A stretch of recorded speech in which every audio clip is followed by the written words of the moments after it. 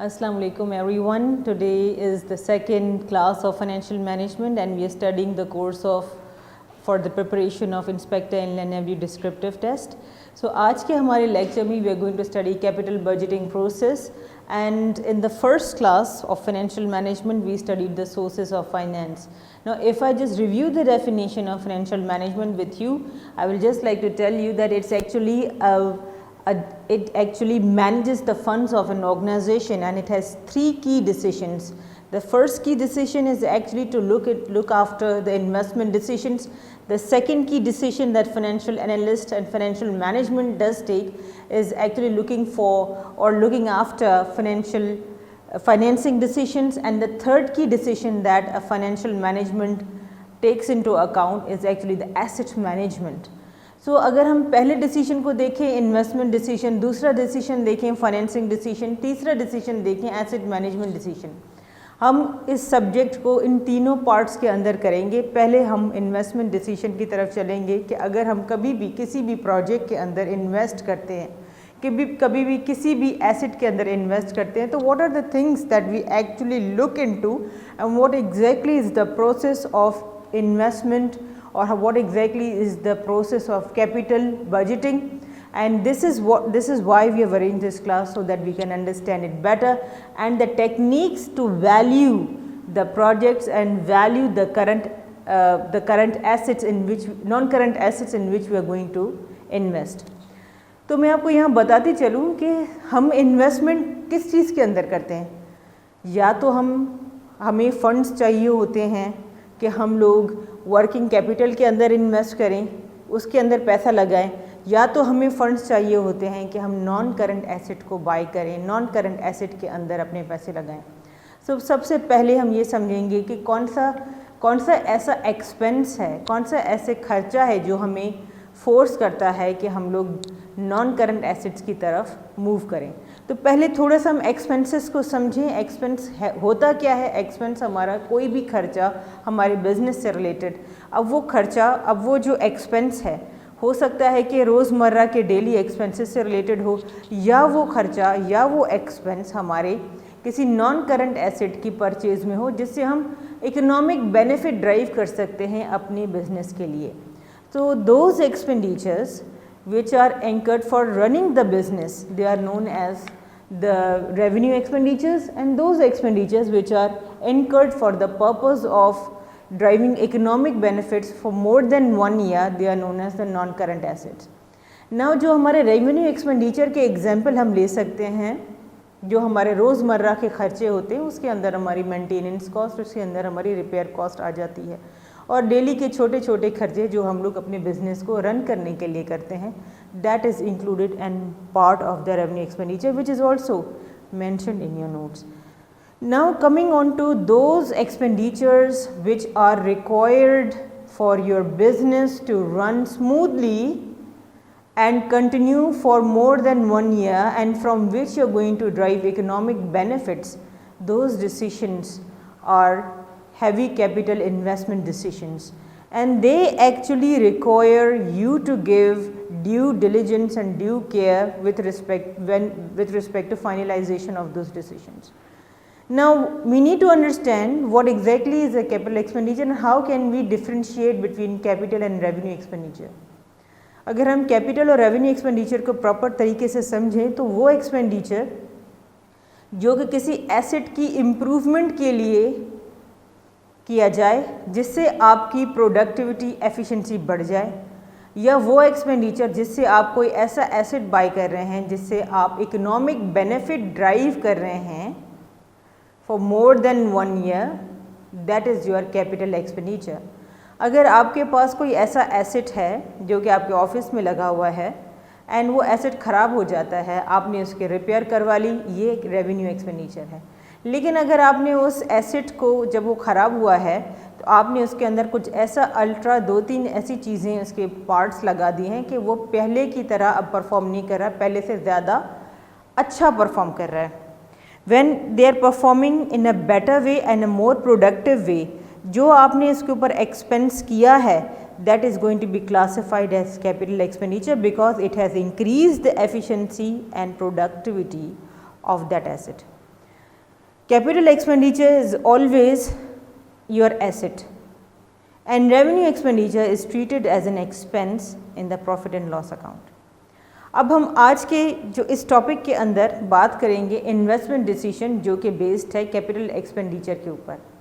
अगर हमारी कंपनी, हमारा बिजनेस, हमारे सोल ट्रेडर्स या हमारी पार्टनरशिप कोई ना कोई ऐसा प्रोजेक्ट के अंदर इन्वेस्टमेंट करना चाहती है, चाहे वो प्रोजेक्ट कोई काम हो, चाहे वो प्रोजेक्ट कोई ना कोई एसेट हो, चाहे वो प्रोजेक्ट आपको किसी न किसी तरीके से बेनिफिट प्रोवाइड कर रहा हो for more than 1 year, 2 year, 3 year, जो भी इसका मैच्योरिटी टाइम होगा, तो हम उन प्रोजेक्ट्स को वैल्यू करेंगे, एनालाइज करेंगे और उसके बाद डिसीजन लेंगे क्या हमें इन प्रोजेक्ट्स के अंदर इन्वेस्ट करना चाहिए या नहीं चाहिए।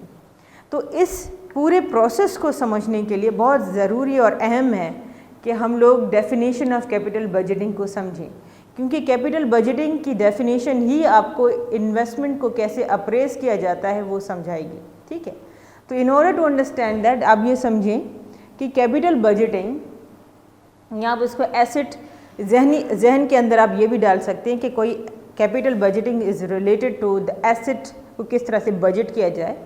Capital budgeting is the process of identifying, यानी आप उसके अंदर आइडेंटिफाई करेंगे, एनालाइज करेंगे और फिर सेलेक्ट करेंगे ऐसी इन्वेस्टमेंट को, ऐसे प्रोजेक्ट को जिसके returns are expected to extend beyond a year, यानी कि उसके जो प्रॉफिट्स हैं, उसके जो बेनिफिट्स हैं, they are going to extend beyond a year. So it's very important for us to understand that. ठीक है, now coming on to the investment decision process. अगर हम इन्वेस्टमेंट डिसीजन प्रोसेस को समझें तो it includes the origination of proposals. जब भी आप कैपिटल बजटिंग स्टार्ट करते हैं तो सबसे पहले बहुत अहम है कि हम इस डिसीजन प्रोसेस को समझें। जब भी हम कैपिटल बजटिंग करना स्टार्ट करेंगे तो सबसे पहले हमारे पास बहुत सारे प्रपोजल्स आएंगे और वो जो प्रपोजल्स होंगे वो हमें बेस्ड ऑन हम कैसे उनको हासिल कर सकते हैं, हम इस तरह से उनको हासिल कर सकते हैं कि हम मार्केट के अंदर ये बताएं कि we want to actually buy an asset जिसकी ये चीज़ें रिक्वायरमेंट है या ये हमारी एक्सपेक्टेशन है, ये भी हो सकता है। ये कभी कभार इन्वेस्टमेंट डिसीजन आपको मार्केट के अंदर, आपकी अपनी इंडस्ट्री के अंदर मौजूद मिलेंगे मुख्तलिफ फॉर्म्स में, आप उनको भी देख सकते हैं। तो whenever you are going to show, when a business shows willingness towards this, you get a lot of proposals and you think that हमें इस बिज़नेस को कहाँ पे इन्वेस्ट कर सकते हैं ताकि हम अपनी इन्वेस्टमेंट उस जगह पे करते हैं। What do we in actual need, we want to maximize our profits. हम इन्वेस्टमेंट क्यों कर रहे हैं? क्योंकि हमें इकोनॉमिक बेनिफिट्स ड्राइव करने हैं over the period of time. इसी वजह से हम लोग ड्राइव करें। हमारा मेन मकसद क्या है? To maximize the share holders wealth. This is why we are actually doing it. ठीक है, तो इन ऑर्डर टू अंडरस्टैंड कि हमारे बिजनेस के लिए क्या बेहतर रहेगा, हम लोग एक इन्वेस्टमेंट डिसीजन प्रोसेस को कैरी आउट करते हैं। सबसे पहले हमारे पास बहुत सारे प्रपोजल्स आते हैं। उन प्रपोजल्स को हम प्रोजेक्ट को स्क्रीन करते हैं, हम ये चेक करते हैं कि कौन सा प्रोजेक्ट हमारे लिए बेहतर है। अब वो बेहतर लगने की भी 7, 8, 10 हमारे पास क्राइटेरिया होती है, may be more than that की भी क्राइटेरिया होती हैं। तो हमारे लिए क्राइटेरिया नंबर 1 ये है कि क्या हमारा मैक्सिमाइज कर रहा है शेयर होल्डर्स वेल्थ। अच्छा ठीक है, कर रहा है। क्या हमारे बिजनेस ऑब्जेक्टिव से मीट करता है? यस, कर रहा है। क्या हमारे लॉन्ग टर्म गोल से मीट करता है? यस, एब्सोल्युटली करता है। क्या हमारे एथिकल कोड को तो ब्रीच नहीं कर रहा?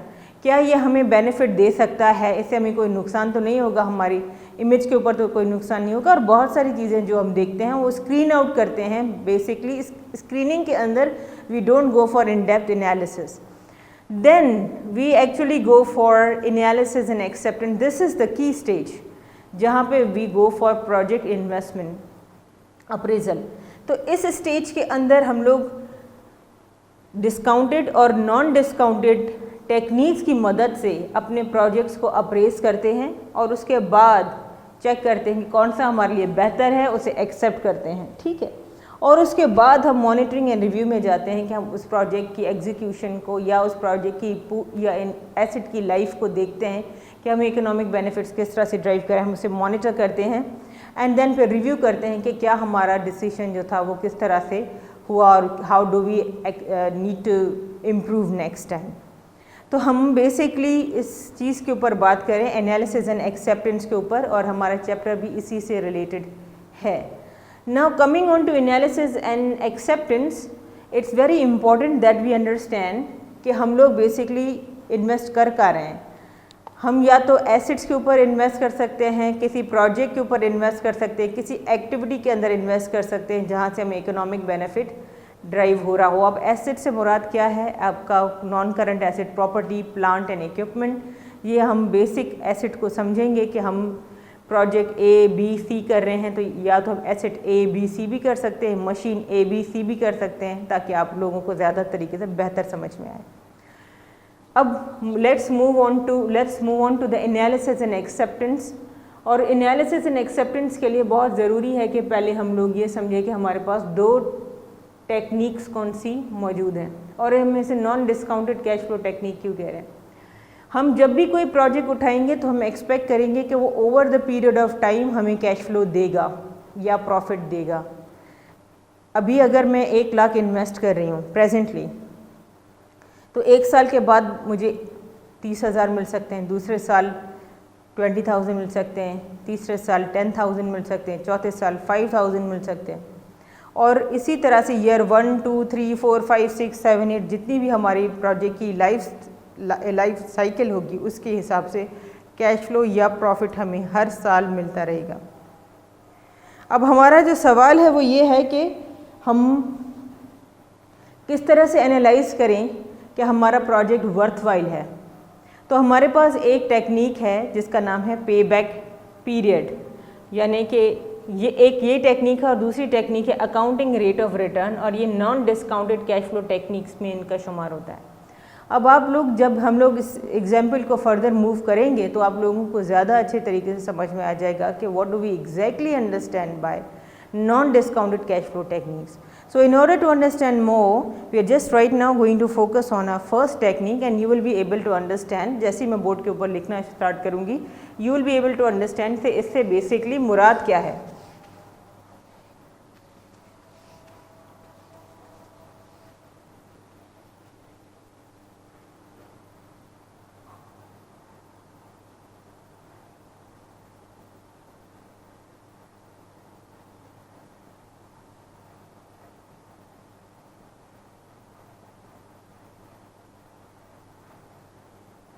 ओके, तो पे बैक पीरियड टेक्निक के अंदर हम क्या एनालाइज करते हैं? हम लोग initial investment of the project को we take into account that, और ये यहाँ पे मैं ईयर लिख रही हूँ, ठीक है, और मैं यहाँ पर कैश फ्लो लिखूँगी। फॉर एग्जांपल यहाँ पे ईयर 0 पे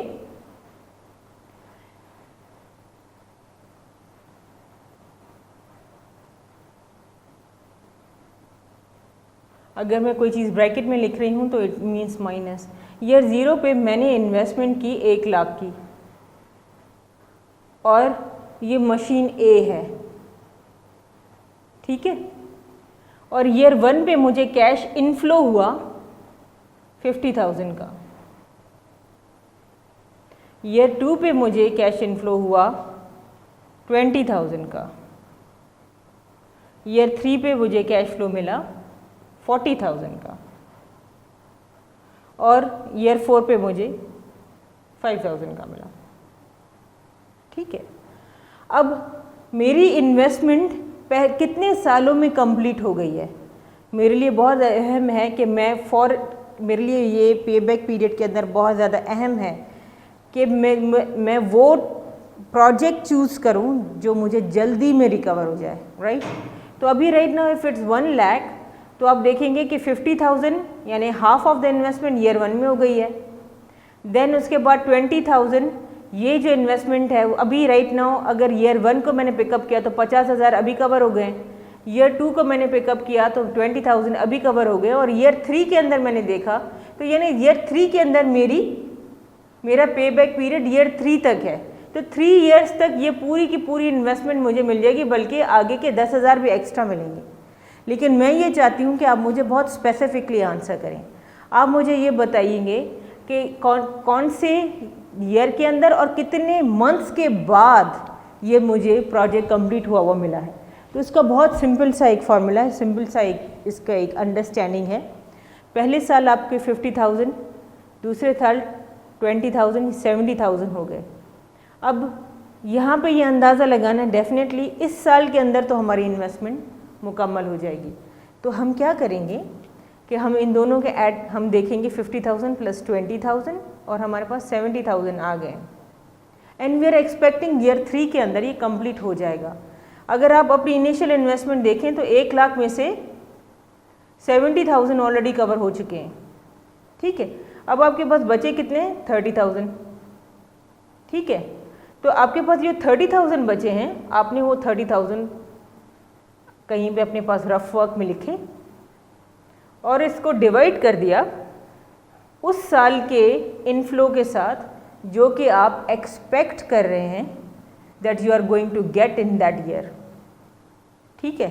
तो आपने जो अमाउंट ऑलरेडी रिसीव हो चुका है उसको इनिशियल इन्वेस्टमेंट से माइनस किया, आपके पास 30,000 हुआ और फिर आपने उसको डिवाइड कर दिया उस साल से जिस साल ये प्रोजेक्ट कंप्लीट हो जाएगा और फिर आपने इसी को मल्टीप्लाई कर दिया मंथ्स में, बिकॉज मैंने अभी आपसे कहा कि आप मुझे मंथ्स में आंसर बताएंगे। तो इसका आंसर क्या होगा? अभी इसका आंसर यही होगा कि आपने 30,000 डिवाइडेड बाय 40,000 करेंगे and you got the answer 75 and into 12 months you got the answer 9. So अब हम क्या करेंगे, पहले एक साल ये, दूसरा साल यानी 2 years और एंड 9 months के अंदर ये प्रोजेक्ट कंप्लीट हो गया, करेक्ट। अब हम इसको कंपेयर करेंगे दूसरे प्रोजेक्ट के साथ। ये तो मशीन ए है और अपने पास आप रखिएगा आंसर 2 years and 9 months, ठीक है। अब हम इसका कैश फ्लो भी चेंज करते हैं और थोड़े से हकाइक भी चेंज करते हैं। अब हमारे पास इनफ्लो तो 1 लाख का ही है, सॉरी आउटफ्लो तो 1 लाख का ही है हमारे पास, लेकिन हमारा इनफ्लो जो है वो उसको हम थोड़ा सा चेंज करते हैं और इस मशीन का नाम मशीन बी रख लेते हैं। तो पहले साल हम अस्यूम कर लेते हैं कि हमारे पास कैश फ्लो आया 10,000,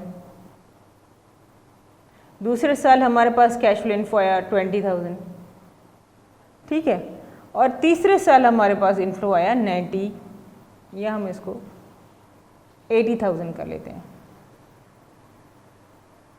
और इसके बाद हमारे पास आया 12,000।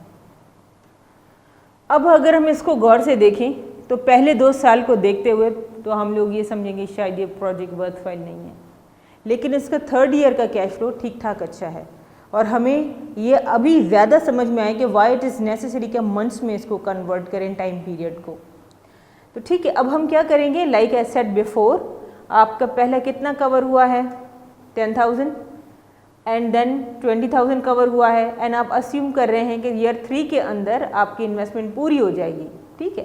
तो आप करेंगे क्या, आप इन दोनों को ऐड करेंगे and you added that and आपके पास 30,000 आ गया और आपने इस 30,000 को 1 लाख में से माइनस किया, आपके पास आ गया 70,000 और आपने इसको उस साल के कैश फ्लो के साथ डिवाइड कर दिया जो कि आप एक्सपेक्ट कर रहे थे कि आपको मिलेगा। एंड देन जब उसका आप आंसर निकालेंगे मंथ्स के अंदर तो it will be something like this. यानी कि अगर हम देखें तो हमारे पास 2 years एंड इसका जो आंसर आया है 10.5 आया है, 10.5 मंथ्स एंड 10.5 मंथ्स के अंदर ये प्रोजेक्ट मुकम्मल होगा, ठीक है।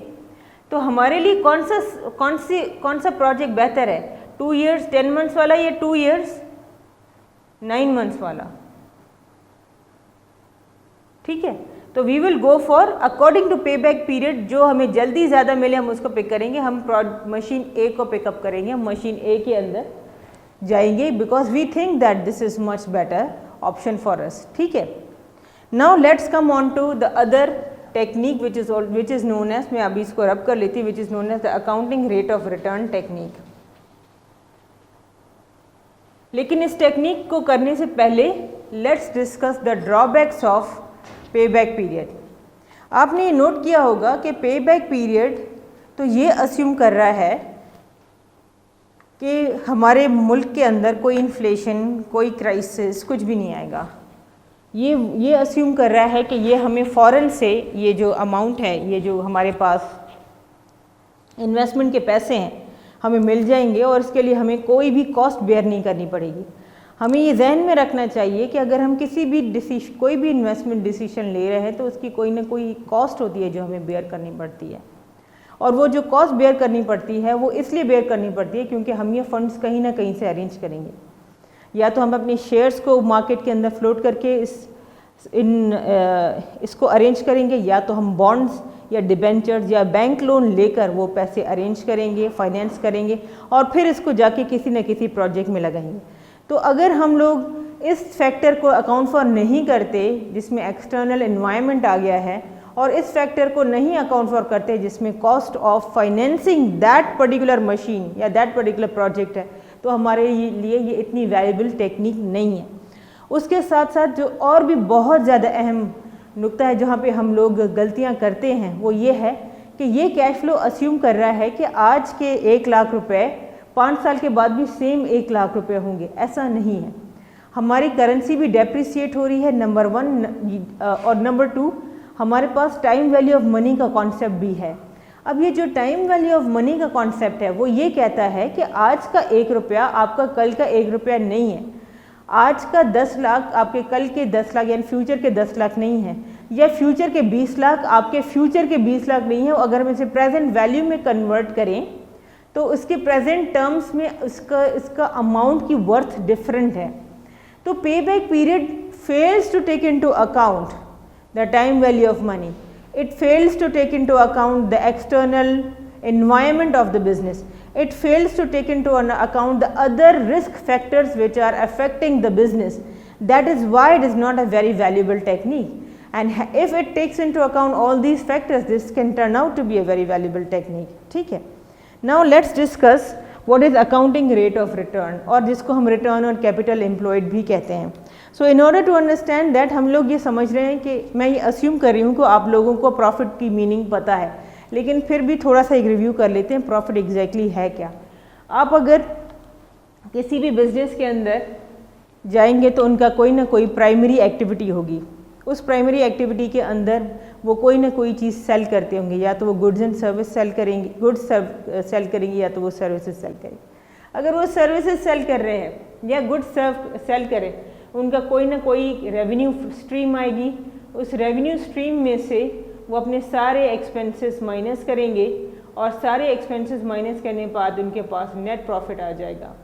और वो नेट प्रॉफिट जब आएगा तो उस नेट प्रॉफिट को आप कंपेयर करेंगे कि आपने उस नेट प्रॉफिट तक मैं आप अभी right now I just want you guys to just understand कि after deducting all the expenditures and everything from sales revenue you get the net profit. Now it's important to understand here, ये तो हम लोग at the end of year and अपने business के लिए बनाते हैं।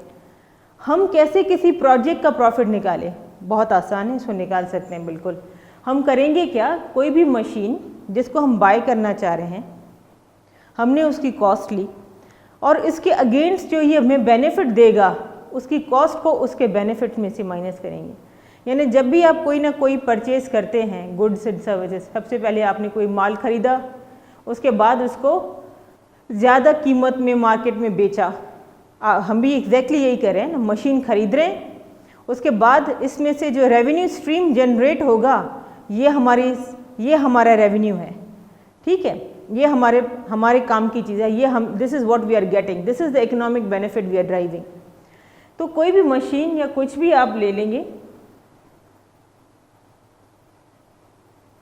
इसको ROC या रिटर्न ऑन कैपिटल एम्प्लॉयड या अकाउंटिंग रेट ऑफ रिटर्न, आपने कोई भी मशीन ली, आपने मशीन A ली या B ली, उस मशीन A की कोई ना कोई कॉस्ट होगी, उस मशीन के जब वो हम परचेज कर लेंगे उससे कोई ना कोई बेनिफिट ड्राइव होगा, उस बेनिफिट को उसकी कॉस्ट में से माइनस करेंगे एंड देन उसके बाद हम उसको डिवाइड कर देंगे जितना हमारे पास इसके लिए जितना हमने इसके लिए कैपिटल एम्प्लॉय किया है। आपके पास एग्जाम्पल भी है इन योर नोट्स, लेकिन मैं यहाँ पे भी लिखना चाहती हूँ कि मिसाल के तौर पे आपने एक प्रोजेक्ट को चलाने के लिए 1 लाख, ये 2 लाख रुपए इन्वेस्ट किए हैं, या हम इसको एक काम करते हैं, 4,20,000 आपने इन्वेस्ट किए हैं, ठीक है।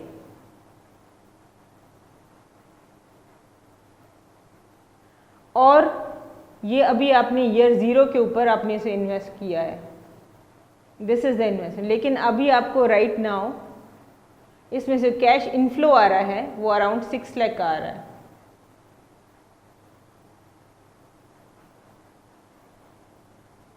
ठीक है। And you are able to see कि आपकी 6 लाख में से इसकी कॉस्ट चली गई, तो what is the amount that is remaining? The amount that is remaining is 1,80,000, ठीक है। ये 1,80,000 is actually your profit from that. इसमें से आप मज़ीद इसकी कुछ और एक्सपेंसेस आपने माइनस कर लिए 10,000 के, और भी आपने डेप्रिसिएशन भी, इस डेफिनेटली ये मशीन है तो ये मशीन की डेप्रिसिएशन भी हुई होगी, ये आप अकाउंट्स के अंदर पढ़ेंगे। Depreciation is actually the wear and tear of that particular asset. How is it calculated? Depreciation is calculated by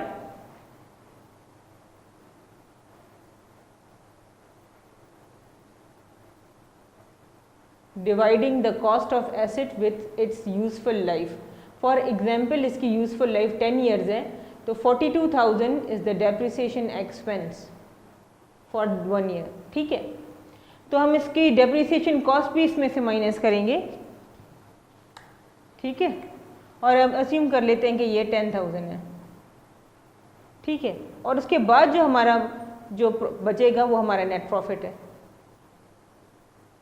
ठीक है। तो राइट नाउ इन दोनों को मजीद हमने इसमें से माइनस किया, 20,000 ये हो गए, और इसको हमने इसमें से माइनस किया, and we got the answer 1,60,000। अब ये जो 1,60,000 है that will be divided by, इसका फॉर्मूला मैं यही लिख लेती हूँ कि profit divided by return on capital, sorry, divided by capital employed,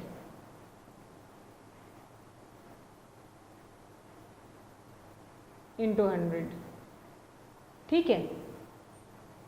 तो जैसे ही 160 को हमने इसमें से डिवाइड कर दिया, 4,20,000 कितनी इन्वेस्टमेंट है हमारी? 420 की, and we multiplied that with 100. So the answer is going to be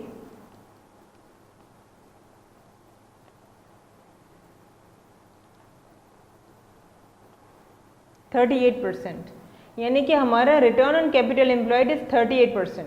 चलिए ये तो मशीन ए हो गई। Now let's do for machine B. Machine B की कॉस्ट हम कर लेते हैं 3,60,000, इसकी इनिशियल कॉस्ट है, और इसका कैश इनफ्लो जो आ रहा है उसको हम लोग 450 कर लेते हैं, ठीक है। अब हम इसमें से अगर 450 में से 360 को निकालते हैं, क्योंकि 450 क्या है हमारा रेवेन्यू स्ट्रीम है और 360 क्या है हमारी कॉस्ट है, तो अप्रॉक्सीमेटली वी आर गेटिंग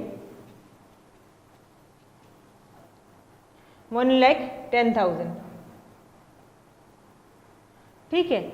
इस 1,10,000 में हमारे एक्सपेंस जो हैं वो डिफरेंट है। इस मशीन के लिए हमारे एक्सपेंस हैं 8,000 और depreciation is just 2,000।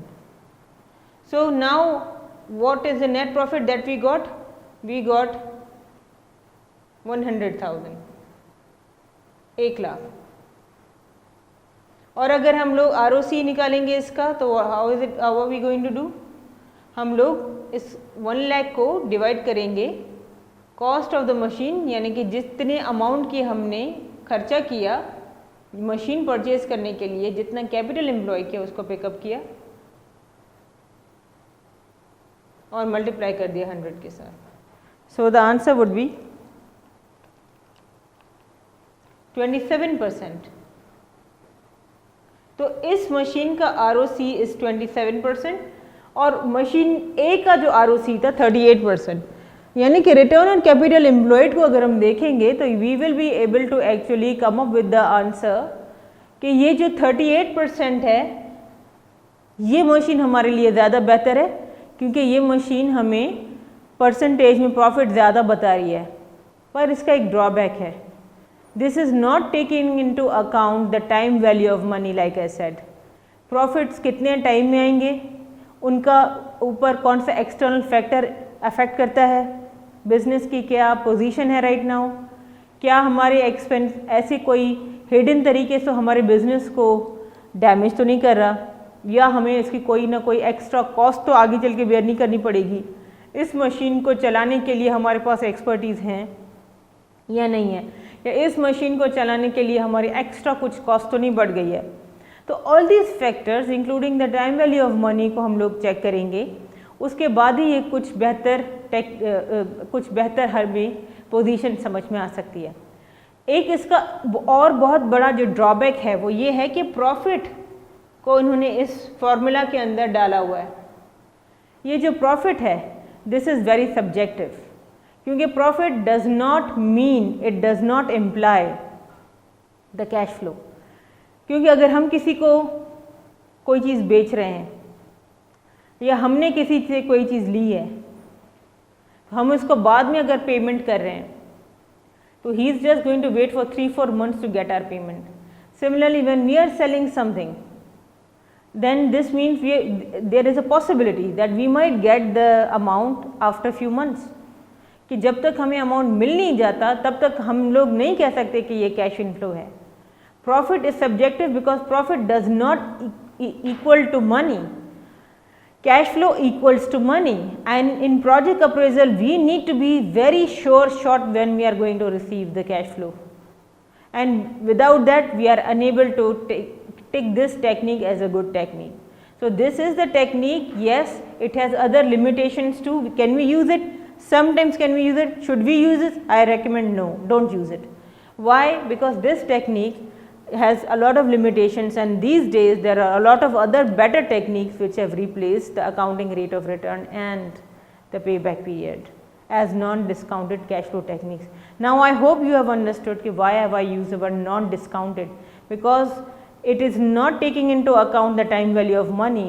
A technique which is not taking account of the time value of money is known as non-discounted, and something that takes into account of time value of money is known as discounted cash flow technique or discounted technique. So I hope you have understood that we are going to take 5 minutes break.